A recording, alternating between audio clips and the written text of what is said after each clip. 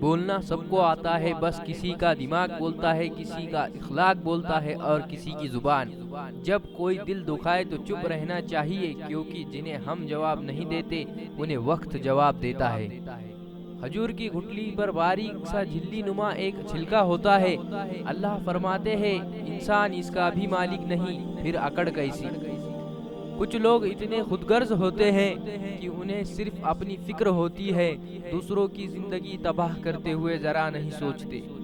لمبا دھاگا اور لمبی زبان ہمیشہ الجھ جاتی ہے، اسی لیے دھاگا لپیٹ کر اور زبان سمیٹ کر رکھے۔ اتنی اوقات نہیں کہ وہ اللہ کا قرب حاصل کرے۔ اللہ جسے پسند کر لیتا ہے اسے اس کے عیبوں اور ناپاکیوں سمیت زبردستی اپنی جانب کھینچ لیتا ہے۔